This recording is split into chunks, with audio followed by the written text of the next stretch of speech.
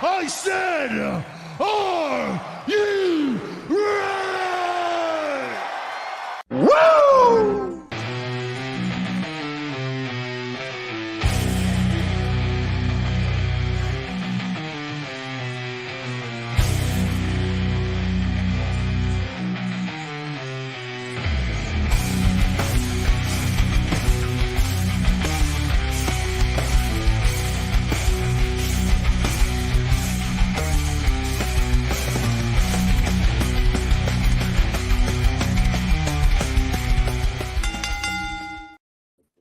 What's up? Oh, nothing. Just turned my kitchen into a water park before we came on here. So, did somebody like rubber band the nozzle so when you turn the sink on, it sprays you? No, Or? I apparently Hulk smashed my entire faucet and ripped the whole goddamn thing off of it, and then it just shot me like a super soaker. Oh, steroids are a bitch, man. You gotta be. Dude, I was trying to do dishes like a nice husband, and then I ripped the goddamn faucet off, and it just splashed me. Well, it was not cool. You gotta lay off the sauce, man. Hulk smash sauce. At one point in my life, I was on the sauce, but not now. I don't know. It's all natural now. Yeah. Well, you know what? What's all natural? Our buddy Harold. You guys are cool. You know what, Harold? You're cool too. Yeah. So, do you want to hit our sponsors before we get too far? Oh yeah, I have a bad habit of doing that. Yes, let's take our gold sponsors. Over the people who give us money to do our cool things. Yes. We don't want to do that. Give us money. No. All right, well, piss off. Go. Yeah, let's go. I think this is the right one, but it may not be. So we'll find out pretty damn quick. Yep. Thank you, gold sponsors. Pappy's Barbecue. Meet, eat, repeat. Wabash Valley Plumbing. They lay pipe. That's our slogan, not theirs. U.S. Lawns Terre Haute. They mow grass. RJ's Formal Wear. They have sweet suits and Jared spelled right. ML Productions. They film shit. Stitch Brands. They embroider stuff. Peak Performance Gym. No peak, no results. I don't know if I should be the poster boy, but Wabash Valley Adult Teen Challenge, meeting you at the crossroads of addiction. Blue Anchor Roofing and Restoration. Call that number. Thank you, gold sponsors. Okay, hindsight, we need our own slogan for every one of those because that makes me laugh really hard. Yeah. No, I tried. Like I was trying to come up on the fly, and Blue Anchor did very good. Blue Anchor did. I forgot about Blue Anchor again. I'm like, call the number. We'll get used to them. Yeah, we'll get used to them. So we haven't had a new sponsor in a little bit.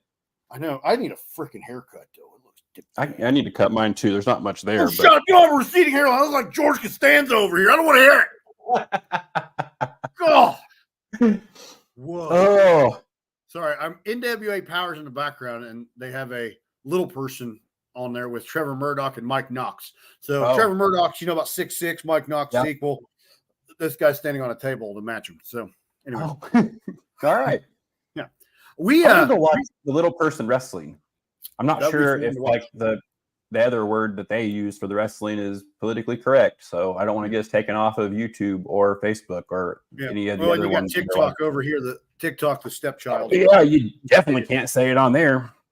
They don't let you say anything fun. No, not at all.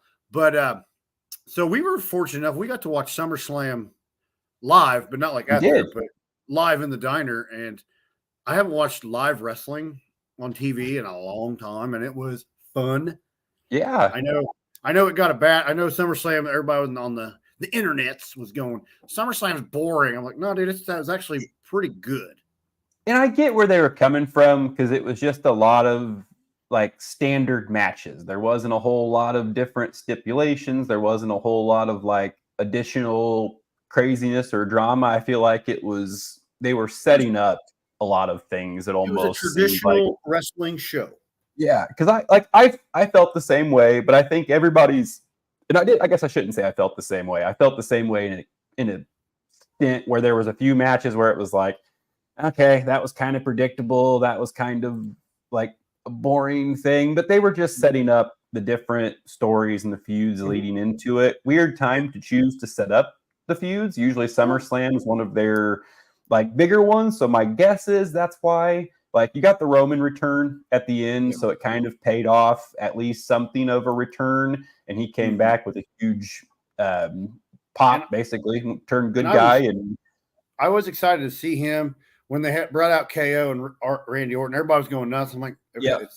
They've been a part of the story, so it's not like that's not a surprise to me. Like, oh, they showed up. Well, do you feel like they almost overuse that, where they have the like one guy, like they literally just used that in the Cody story at Mania, where you had all the different guys come out step by step, like, ooh, this guy comes out, well, this guy comes out to take him. Like they kind of overuse when they get onto a story a little bit. Like they don't, like, you can do the same type of things, but you have to vary it a little bit. You got to add some sort of, like, similar to what we talked about with the Wyatt Six, where you can't have them do the same methodical walk. You can't have the girl coming out of the same spot of the ring every time to give the tapes. Like, mix it up a little bit, have a little variety in there, because then you keep people like guessing and you're interested in the show. And again, it's just like watching a regular TV show, where if there's not a whole lot of like story and stuff going on, you kind of check out to an extent. Like you're on your own, you're walking around the house picking up things, you're breaking your goddamn faucet doing the dishes and turning your house into a water park, whatever you decide to do while you're watching wrestling. But yeah, I feel like the story adds so much to it, and there's just these, I feel like I say it every week, there's those minor details that just play into it. Now, I was surprised with the Rhea Ripley, Liv Morgan. I didn't expect Dom to turn. I expected Mommy to come in and just wreak havoc and win the title back. And Dom did brilliant. Like the whole that one was great. Like the story behind that, where at the beginning of the match she goes to hit Liv with the chair, Dom grabs it, and she kind of turns around with that, like, what the hell? And he like, hey, you're gonna get disqualified. You can't get the title if you smash her in the head with a chair. And so then it set it up for later, where it's like, oh, okay, like he is on my team. But then you set up that big switch where Dom goes from heel to even more of an asshole heel just by couple little things in the story that play to that. So like, I wish they would do that across the board. And I think they try to, but it almost like, cause do each like storyline, do they have a different producer? So like, is there one person that kind of hangs out and that's their, I think like each match has its own producer. Okay. Or it used to be that way. It used to be that way, but maybe they've clustered them more a little bit. I'm not exactly sure, but yeah, I'm sure each storyline has their own individual producer to do. So they try to keep it different, and that would make sense, because then you're getting like a different mindset behind each match. But whoever is in charge of some of these, they need to get into the details a little bit more, because those little many things add so much to a wrestling match. I feel like you could be a not great wrestler, but if you can go in there and tell that story, and like you have the facial expressions, the movements, the voice, the whatever, like there's a spot for those people in wrestling, I feel like, because that story element goes, I don't want to say over the wrestling, because it definitely doesn't. Like the wrestling is a like very heavy portion of it, but I'd say it comes close to equaling the wrestling sometimes. It does. And I did like the story, Braun Breaker winning that IC title. Like, I feel like with Breaker getting it, it's back to the workhorse title it was in like the 90s. Like, it's a setup title. And not to say Sami Zayn didn't do a good job with it. It's just, I'm the type, like, Braun Breaker, he's a Steiner. He's a Division I athlete. He is just a legit badass. And, like, him getting it makes sense. And I'm like, that's setting it up. And I feel like the setup will be him and Gunther going for the World Heavyweight title. Ooh, that'll be good. I believe it would be. That's a perfect setup. Like maybe WrestleMania or maybe SummerSlam next year. You get that long build. But yeah, you're probably right. That's probably their plan for WrestleMania this year, would be my guess. Either that, I saw Randy Orton come out on Raw and talk to Gunther, so that might be set up. So okay, when that happened, we can kind of jump into that a little bit. So when that happened, I immediately thought, okay, do they like? I don't see them taking it away from Gunther that quick, but you do have John Cena coming pretty soon, and that'd be a cool feud to start off his coming back, like his whatever farewell tour. He comes back and has the feud with Orton for the title. He gets the title for the record-breaking time, and then he goes on a run and eventually hands it over at WrestleMania or wherever his last thing is, and he kind of just goes out like that. I don't see them taking it off Gunther like the next show or whatever, because I feel like he had a real long run with the IC title. So I'm like, okay. I feel like he's going to come on a big long run. If anything, I would see Cena taking the undisputed title from Cody or Roman or who I would see if he was going after a world title. I would think he'd go after the undisputed, or he might throw a curveball, take the NXT. Who knows? But like, you never know. Another theory. What if they have like Orton and Gunther feuding over the course of the next few months, and then before January or at the Rumble or whatever, Orton ends up taking it, and then it kind of plays into Orton getting close to that record, because he's pretty close too, isn't he? Yeah, I feel like he's 14 he's or like 15. 14 or that's what I thought. I was getting ready to say the exact same two numbers. I was thinking 14 or 15, but so then you kind of also have that story there where like they're both kind of fighting for that. I don't know. There's just a lot of ways they could do it, but I don't know. I thought it was interesting when Orton came out. Yeah, I don't know. I feel like Cena would have a better match with like LA Knight, like dropping down to go after the US title, and the war of words would be great. Ooh, that would be awesome. I want to see Cena and MJF go at it.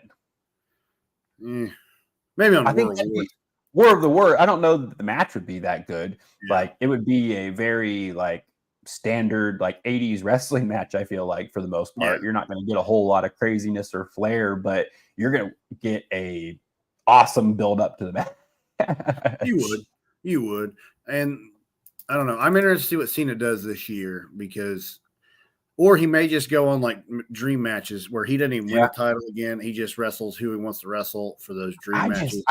As big of a deal as they're making about it, it almost seems like they're setting up for him to break. And Flair's kind of went batshit crazy lately. So maybe they want to remove him from being the face of, like, they don't want him to be that face. Kind of the same thing they were trying to do to Hogan there for a little bit, where they were trying to get Roman over him on that list. So that way he's not the focal point of it anymore. I could totally see them doing the same thing with Rick, just all the different issues and controversy he's had lately. I could totally see them talking Flair controversy. You gotta love it. Yeah, always. But I could totally see them doing that. The one thing I was surprised was Nia Jax winning the women's championship from Bayley in dominant fashion. Yeah, I mean, it makes sense. Like that winning of that fashion makes sense to me. But I'm just like, her winning the title, unless they're setting her up with Tiffany Stratton to go on a rivalry. That's the only thing I could think of, because to me, she's like, I don't want to say this in a bad term, but she's almost like an attraction, like an Andre the Giant type for the women, you know, like she's a monster heel. So it's like, she doesn't even need the title to be, you know. And I assume they're just going to play up that with Stratton having the Money in the Bank briefcase. I'm assuming they're going to play that friendship up for a while, and then she'll inevitably turn on her, or however it goes, and she'll take or they'll continue being friends and she'll go after the other title. Maybe. I don't know. Maybe. I don't know. I feel like with Tiffany Stratton, there's a story brewing with Bayley, Nia, and Tiffany. And I guess who has the other one? The other one is Liv Morgan. Oh, that's right. Because Liv and Mommy have been battling for that one. So yeah, I guess that wouldn't make any sense for her to venture that way. Yeah, I don't think they'll do that, because Liv and Rhea they've got a big story going. So I don't see them. Dude, the McIntyre and CM Punk match at SummerSlam, like, it was over a freaking bracelet. Like, that's what they're all fighting about, is a God blessed $5 bracelet. They turned the bracelet into Undertaker's urn. They did. Well, I saw online that the person who made said bracelet, they're wanting compensated for it being such a big to do.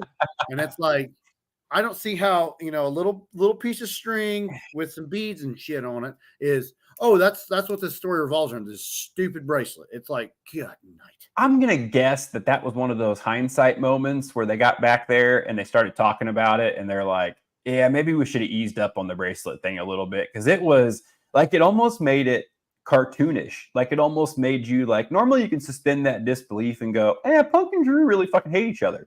Like, I think they might actually legitimately hate each other. But with that, it was like, oh, they're fighting over a bracelet right now. Like they're fighting over a. That's like me and you fighting over our keep pushing bracelets. Like, oh, he's got it. I'm running across the street, across this highway, hoping not to get hit by traffic to hit you and retrieve my bracelet. That sounds so stupid. But that was a bad angle. And then you thought they would lighten up on it, but on Raw. Him and Seth and CM Punk doing their little stare down thing. McIntyre's up in the crowd, and as soon as he hangs out that little bracelet and mentions the names on that bracelet, CM Punk's gone. It's like, oh. Takes off. Like literally, they've turned the bracelet into Undertaker's urn. Like it controls CM Punk, and it's just, I mean, you can't make them these badass. Like you're trying to put off that Drew and Punk really hate each other. They have animosity from before. Like you can't then make the whole feud about a bracelet. That doesn't make any sense whatsoever. No, they need to get rid of the bracelet storyline. I think it's stupid. Yeah, just go back to fighting. Go back to just legitimately hating each other. Like you didn't need another additional layer to that. Talk about him just up and quitting. I think that's what Seth's wanting to do with the storyline is, hey, I legitimately hate you for what you did, how you talked about the company. You left us high and dry, and the young guys had to step up and carry the torch. And then, no, they're still fighting over a bracelet. Yeah, it makes no sense. Like, I looked at the comments and I got discombobulated, but I had a comment to that a second ago. I don't remember what it was, but like they can even utilize Punk or Drew talking crap to Punk about like the way he always went after The Rock and Cena about leaving and coming back. Like, no, he didn't do it the same way, but he did. Like, he was an asshat behind the scenes, and it seems like he got jettisoned out of 2 companies. And then eventually realized that he was the problem, and seems like he's fixed his things. But it's did you hear the technical thing? So when CM Punk got fired from AEW, he was the champion. Drew McIntyre just beat him. So quid pro quo, technically, whatever you want to say, Drew McIntyre is the AEW champion, the undisputed or whatever. So, I mean, I know that doesn't amount to a hill of beans. I just saw that and laughed. I was like, oh. No. I think that's hilarious. My wife really enjoyed your Hill of Beans comment. Hill of Beans, I took it back to 1996. That made her laugh as she walked by. She goes, "Did he just say Hill of Beans?" I did say Hill of Beans. Doesn't matter, Hill of Beans. Or as my dad says, you ain't hear about as useless. You're about as useful as tits on a boar.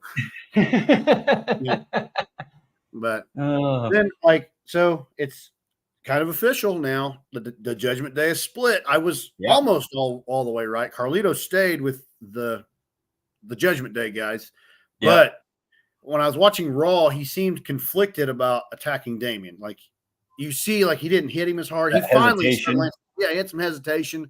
So I mean, he may split it, but I think it's better. Other than you have CM Punk, Finn Balor looking like Mr. Burns from The Simpsons when he turned on him. But it's just like. Shout out, Jay. I need that picture.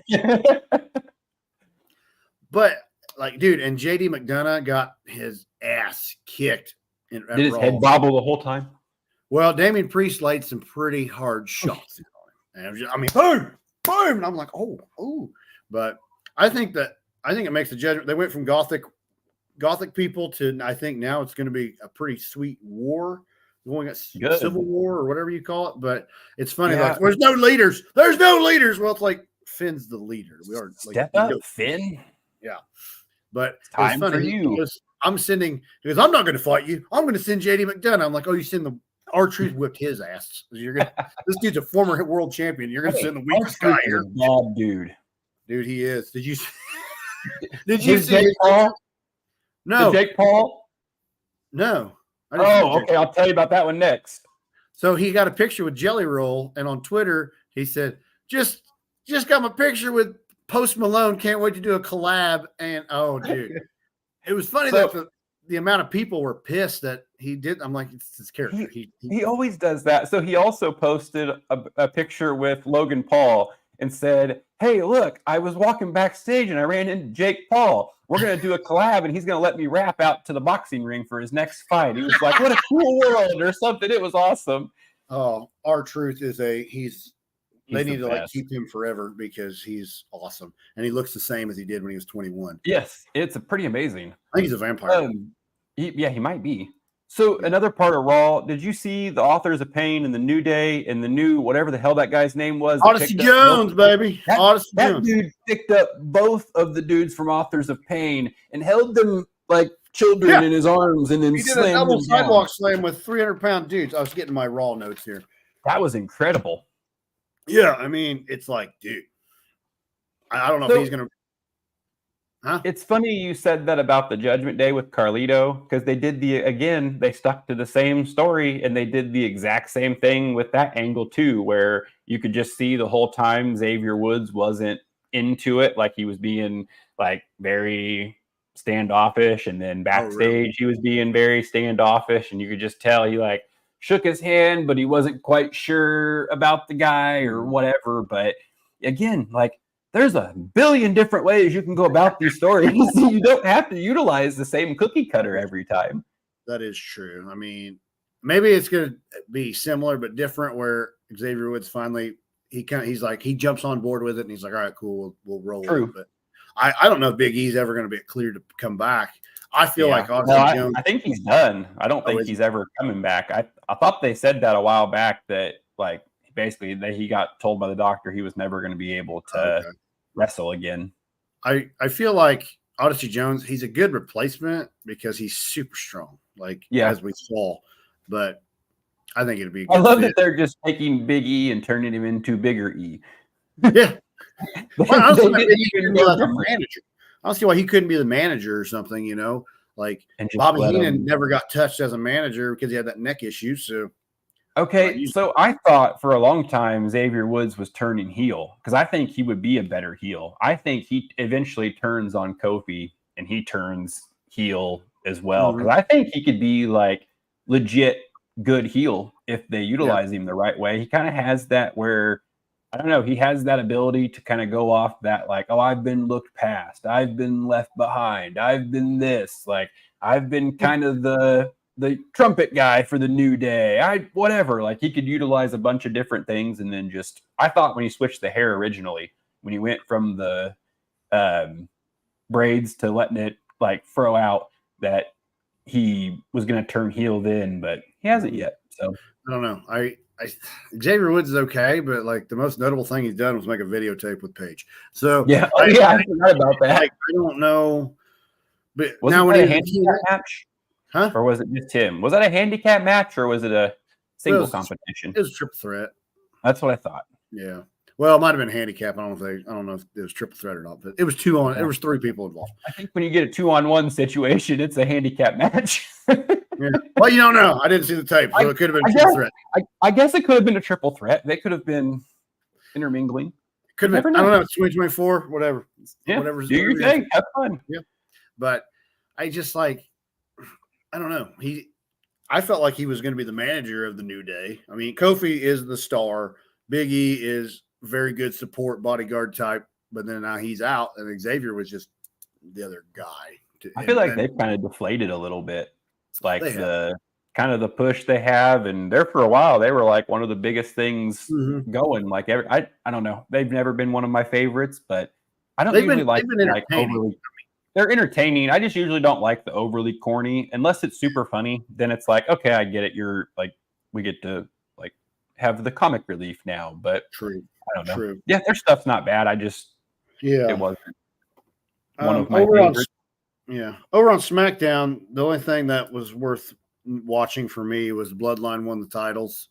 Yeah. So we're starting that great value version of the Bloodline, starting to win everything except the world title. That didn't work, but other than that I didn't really. I was watching the highlights and I was about checked out. I was just like, SmackDown. So for that one, I assume SmackDown guy. I assume Big Brothers and Big Cousin are coming back to lay the law down. Probably.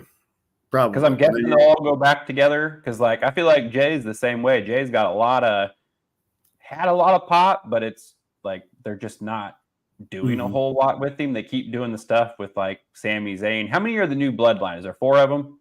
There's 4. Okay, so that's why they're doing that, because they're setting up Roman, the Usos, and Sami to take on the new Bloodline. Could be. I feel like The Rock's going to be involved somewhere, though. Oh, that could be too. They just keep putting Jay and Sammy together again, and I assume that's why Braun took the title from him, because they were going to jettison him back into the picture with the bloodline for that, and obviously it really doesn't do anything if he has the IC title. Yeah, well, just knowing The Rock and what kind of person he is, he's going to get involved some way. He wants to get paid. I could be wrong, but I think The Rock is not looking forward to coming back anytime soon, because I think he'll get booed out of the building. They were talking about that on Busted Open a while back, where after that documentary came out, where Rock made himself seem like he had come up with every I created WWE. He's like, I'm actually God. I created all of this. This is all me. I did this. I created Adam. I created Satan. I've created them all. It's all me. So, but I think people were already kind of on the fence with The Rock. Like, he did himself no favors with like the Oprah and Maui stuff. He took a bunch of heat for that stuff when that happened. Then he came back in the wrestling world and took Cody's spot, and that turned on him pretty hard. And then you kind of have the rest of it where then that documentary comes out and makes you look like an asshat. And it's like, oh, this is not a good look for The Rock. Like, I don't know. I mean, I could be wrong, but I feel like when he comes back, people are going to do the exact same thing even more just to piss him off. Like, hey, you don't run this. Like, we control this.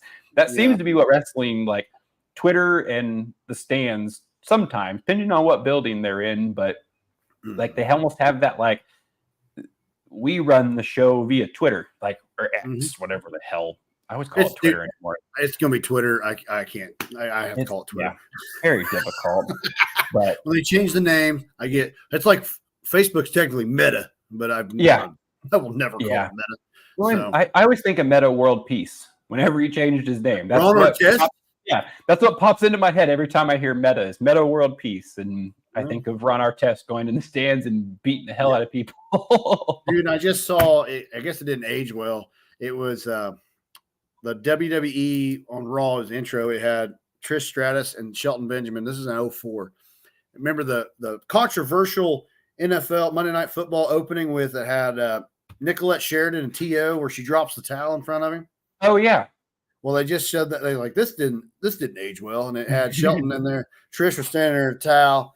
He runs off. He's talking about the NFL, doing scandalous stuff. The NBA fighting in the stands. And he goes, we're wrestling. We're different. And then Shelton leaves and Trish drops the towel to Vince and they start doing it. Does the say, yeah. I was like, oh, wow, that was like 20 years ago. Wow, that's old. But well, before we get into any of our independent stuff, did you watch any of AEW or TNA? I'll be honest, I missed AEW this week because of my wife's birthday. We were doing stuff, so I just did not watch it. I tried watching highlights, and I couldn't even make it past the first highlight. I was just checked out. So it could have been a good show after. I don't know. I'm getting to the point. I'm glad AEW is there as a second option, but it's becoming like not for me. But I keep trying to watch, but once again, I'm not watching it live, so I'm already like, So I'm sitting there watching highlights, and I'm like, I don't know. I usually watch it live because we're usually home on Wednesday nights. We don't have practice or anything, and both of my kids love watching wrestling now. So if it's on, even if we're doing stuff, I just turn it on as background noise. Yeah. But it's way harder to get through an entire AEW episode than it is a Raw. Like, I'll definitely check out of moments of Raw too, where it's like, okay, I really don't care about this story, or like, this is kind of a throwaway match. I'm going to go do this, or I'm going to go get this done, or whatever it is. But with AEW, I catch myself going to my phone. I catch myself going to do stuff. Whatever. I'm kind of just putting it on because we're doing this show, and I'm like, I'm watching it, but I'm not like invested in it too much. Like, there's some of the stories that I enjoy, but I'm kind of the same way. Like, it's hard to get invested into it, which I'm like that with a lot of them. I've always watched Raw. That's always been, but like, I liked AEW better for a good while, because WWE was it was almost impossible to watch there for a little bit, where it was like, what are they doing? Yeah. And now with like Triple H at the helm, it seems like they really ramped up what they're doing. They've cut out a lot of the filler stuff. They're cutting out a lot of the corny, like doesn't make sense stuff. And don't get me wrong, we've talked about multiple things that they could have like, but that's just nitpicking stories of like things that could make it a little bit better and whatever, like just our opinion. But I feel like with AEW, it's hard to get invested because everything moves so fast.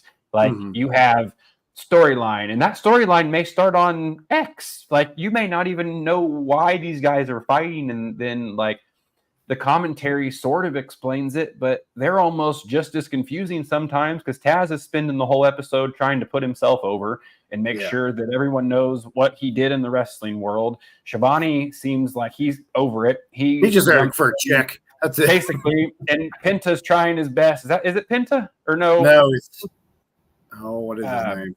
Excalibur. The dude in the mask. I feel like he does a pretty good job of play-by-play, but I feel like with the other two, why they have Taz in there is beyond me. Because again, every time I watch it, it's just him putting himself. Well, back in 1995 in the 2300 arena, I was putting 45 guys in the Taz mission. I sounded British instead of Brooklyn. Yeah, that's close enough. But then, or he's bitching about people using his catchphrases or whatever. It's like that's trademark, pal. So it takes away from it. Like they do a pretty good job, but there's just so many aspects of it that make it really hard to follow along with sometimes. Yeah. I've got a few things from NXT, like Connie Jordan retained their women's North American title. Ethan Page retained the NXT title. Wes Lee backstabbed the Rascals at the end of the show. So he turned on the Rascals, they're the Rascals. But then Nathan Frazier and Axiom retained the NXT tag titles. And Joe Hendry defeated Joe Coffey, a member of Gallus, which sets up TNA. I don't have hardly anything on TNA. Joe Hendry defeated Wolfgang from Gallus. So he's got 2 of the 3 guys from Gallus defeated already. He's got to go against Mark Coffey and get the trifecta. Then Cardona attacked PCO because PCO was getting ready to. He also walked in on, is it Steph Vilander? And saw she was her in her boobies. hotel room. Huh? Yeah. She was getting her boobies out for her honeymoon. And then it was Cardona. I missed that. Yeah. I saw it on X this morning when I was trying to do research. So that does it for all like the big leagues. I haven't watched OVW, so I don't know anything about them going on right now. Let's move into the bigger leagues then, because we have a show tomorrow. We do. We have Summer Bash. And here is the card for tomorrow. It is August 10th at the fairgrounds. And I think I have a special little surprise. What? Are you ready? Yeah. I have a special surprise for you. We have a guest. Oh. The owner of Signal 10 Wrestling. Oh. Mr. H. Welcome to the show, sir. Thanks for having me again. Mr. H coming to you from his penthouse suite. Yeah. Absolutely. You know what? I got one in every city, baby. Oh, yeah. That's the way to do it. How you feeling about tomorrow's show? We're gearing up for another fantastic show, and I'm ready to put it on. I'm ready to watch it, mostly because I don't know if you can see it behind me, but I have on my menu this side. Sorry, I got to figure out which way it is. But what's that say? Sam Knight's champion? No, it says Sam Knight on Saturday. The menu is Sam Knight loses the Diner belt. And then it points to your new champion, which is Mr. Ashton Adonis around my other shoulder. Sorry, I'm going the wrong way of my camera. I got to figure this out. But we'll get to see a new Diner podcast champion on tomorrow, and I'm very excited for it. No, guys. That's the plan. No, it's Jared. It's what's best for business. Sam represents our company. You got to root for the company man. You got to be a company man. No. I am doing what's best for business, and what's best for business is getting that title off of him and onto a top-tier talent like the end-all, be-all Ashton Adonis. That is what is best for business. You don't put it on an old, washed-up guy. You put it on the young. Like, he is chiseled, ready to go, and we're going to watch him tomorrow absolutely demolish Sam. You better be careful, or he's going to castrate you again. Yeah, I mean, if that's the worst he can do is just toss me out of the ring, I mean, that's not that big of a deal. Now I know, though, I don't get in the ring and shake hands with him. We learned lessons last show. Okay, well, And I do want to point out that you're referencing Sam as being the Diner Podcast champion, but we all know he never actually won it. Yeah. So You did not talk about him being the co-champion. somebody snuck away. absolutely. Somebody snuck out. And I went over all that. You know, I'm a busy guy. I mean, you understand when we're in those production meetings and I have all those things to go over, I'm running the whole thing. So, like I said, I got word in the back something was going on, so I had to leave. Otherwise, I would be the Diner Podcast champion. Absolutely. So, well, that is why you're a good business owner, and that's why you run the show that you do, because you take that first. You weren't worried about finishing that match. You're like, you know what? Let me just get out of here. I'll go handle my business. If I can make it back, great. If not, that's fine. It doesn't matter. so Well, how do you feel? You have the Singleton heavyweight title, Jake Oman versus Josh Raymond. How do you feel about that matchup? ooh, I've been looking forward to this for a long time, ever since I got the match signed with Josh, because Jake's a fighting champion, right? He retained. That's all that matters at the last show. The wins, losses doesn't matter. He's the champion, right? That's how I look at it. So, Jake said, "Hey, man." Again, he called me and he said, "There's very few people in your locker room that's even worthy of facing me, honestly." And I said, "No, you know what? You're absolutely right." And as we progress forward, hopefully we have some better talent than we have. But I kind of called around and found Josh up in Michigan, and they've both been at it for a long, long time. So I did sign Josh for this one show, and he made it very clear that he's going to walk out, and I'm going to have to sign him for an indefinite amount of time. So I'm looking forward to that. And if he beats Jake, then you'll see Josh around a lot more than Jake. So that's the way it goes. Well, personally, once again, being a company man, I'm pulling for Mr. Jake Oman. That's what I feel is best for business. So, Absolutely. how do you feel about that? He is the champ. Are you gonna pick a new champ, Jared? You gonna root for Josh? Well, of course not. No, I'm going to do what I always do, and I'm going to announce the Emperor of Signal 10 Wrestling as Mr. International Jake Oman. He's going to hold the title, just like always. Okay. The two men that deserve to have the title are going to walk out with it. I guess we'll find out. Those two matches for sure will be really good. What else also is on the card? You got Logan Myers facing Elijah Arrows. I think that'll be a good, fast-paced match. Both those athletes are very, very good. Logan obviously was the first Signal 10 champion, and Elijah was actually supposed to take on the Signal 10 champion last weekend. Unfortunately, that did not happen. But so you got two guys that were kind of in that picture as well. Mm-hmm. Yeah. And Logan, he did get the win technically at the Rumble, but as I said earlier, Jake's still the heavyweight champion, so he's going to have to kind of work his way back up and show that he's worthy of having another shot, because basically, I mean, he won the ladder match and became champion, which was great for him. And then he lost it when he defended it against Jake, and then he lost his rematch, or at least he didn't capture the championship. So he's going to have to kind of work his way back up if he wants back in that main event spot. Does he drop down a little better? He did drop down a little bit, yeah. Okay. Well, you got to scout a little better. You got to cover up the jewels. You got to see those low blows coming. That's right. And is that fair? I mean, he won the match. Yeah. I think it's fair. You know how I know Logan, he got a victory. I know it's fair because I'm the one making the decision. So at the end of the day, you can have your own opinions about things I do, things I don't do. I'm always right. So speaking of that, she's always right. Speaking of that, you do get quite a bad rap, and I want to put up a graphic on the screen because you're doing something quite cool for this show for the schools in the local community. Yeah, the Summer Bash.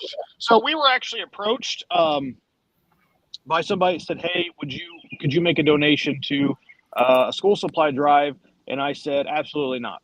I'm not going to donate my money for." Smart. He's got Absolutely wrestlers to pay, Evan.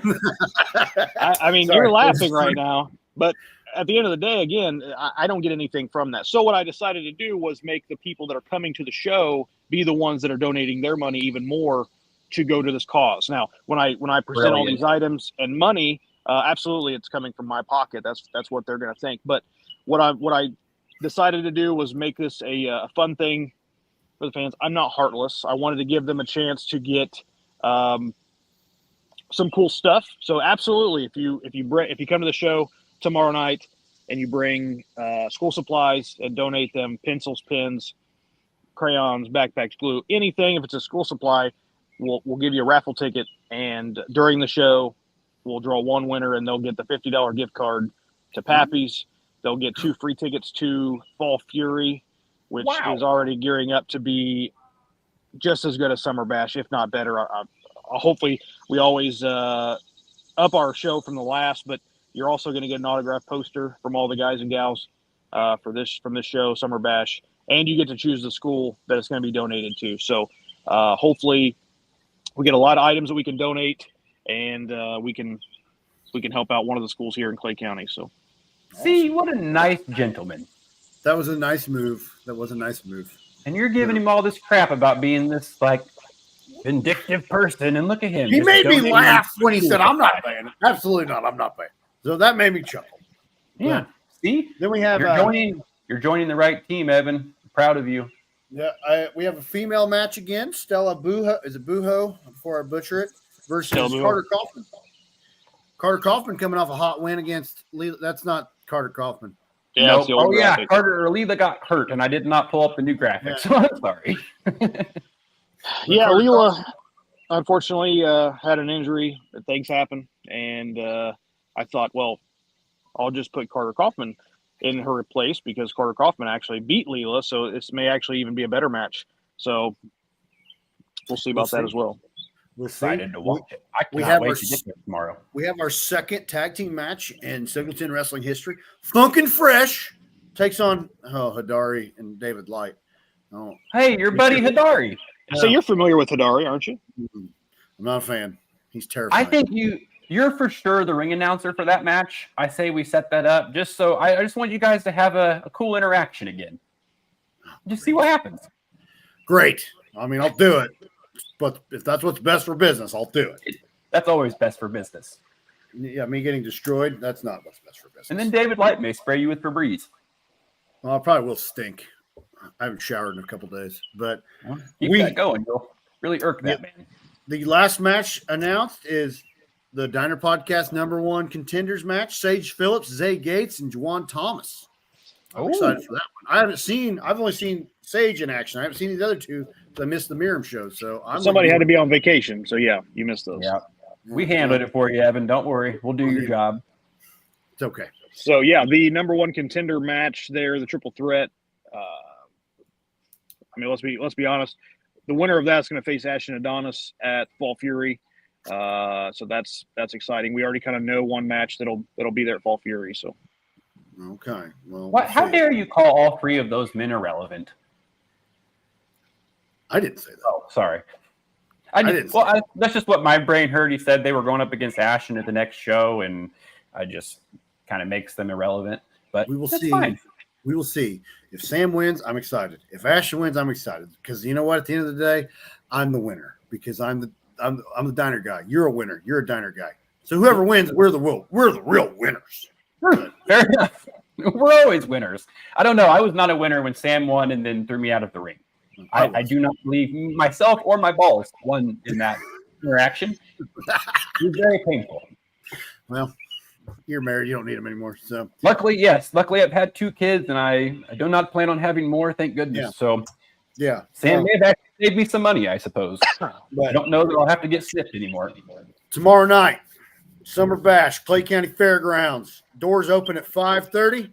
Opening bells at 6:30. Come out and get your tickets. It's a good night of fun. Mr. H puts on a great show. It's a family-friendly show. It's hard-hitting action. You will not be disappointed. Everybody that I've talked to that came to the last show, they said we will definitely be back.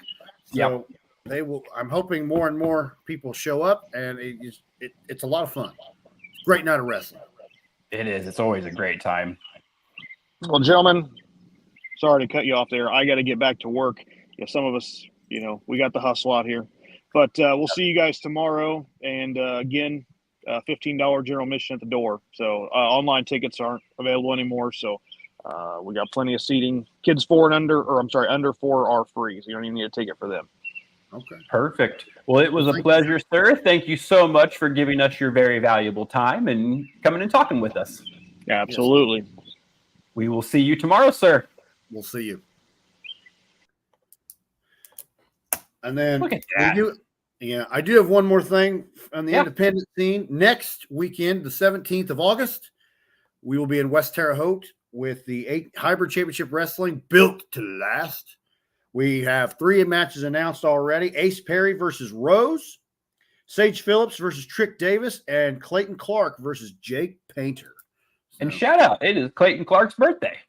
Happy birthday, Clayton Clark. Hopefully he's got Dalton handcuffed to things, making him do fun activities, and has a little butler for the day. Going to get him a sandwich and such. Not the dirty things. Have him handcuffed and such. So, okay. But yeah, that's what's going on in the next couple of weeks. You got Summer Bash tomorrow. Come out and watch. You got Built to Last next week. Come out and watch. It's going to be a blast. Come hang out with us. Oh, did you see that? That was good. That was impressive. Nailed it. Yeah. So I practice that 3 hours a day. No. But with all that extra time we have. Well, it's usually when I'm on the toilet. There you go. I got something to do. I'm like a 90s kid. Got to be entertained. Yeah. You don't take your phone in there like a normal person? Well, I try to FaceTime people too, but they don't like. I don't take a phone in there. I have to carry my 90s boom box. And you got a boom box in there. Like, I don't see how you can like look at that thing where.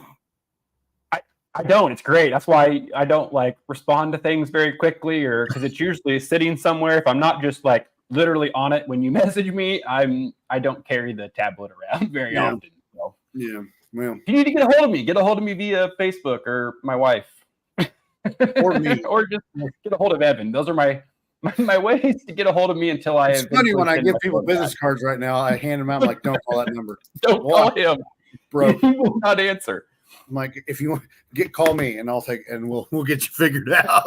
I did call on Monday and set up for me to like send my phone back to get my new one. I just still on Friday have not ventured over there. Once I realized it was in Terre Haute and I was going to have to drive over to send it back, I was like, when I'm over there, I'll send it back. I'm not making an extra trip just to get a phone. I don't care. It's actually like quite wonderful to not look at my phone every 2 seconds. So it's been great. You're breaking your addiction. Yep, I'm trying. But one step at a time. Trying to make sure I don't have any other notes. No, I do. Oh, speaking of, if another shout out, we interviewed 516 Mr. Corey Emery yesterday, and go check out. We posted the link to his. Have you listened to his album yet? I've listened to most of it. So I listened to all of it last night, and I actually ended up blasting it. We were the only ones that peaked this morning early. So I actually blasted the entire album over the speakers the whole time we were working out this morning, and I'm a big fan. So go check it out. He does some pretty cool stuff. Huh? What's your favorite song? Ooh. Okay, so Push at the end was one of my favorites. When I'm Gone is another one that I really liked. Judging Me. What was another one? They're literally the whole album was solid all the way through, but those 3 are the 3 that kind of stood out. Mine's Push. Yeah, Push is definitely a very, very good. Wish I had it queued up. I would totally end the. You got to push.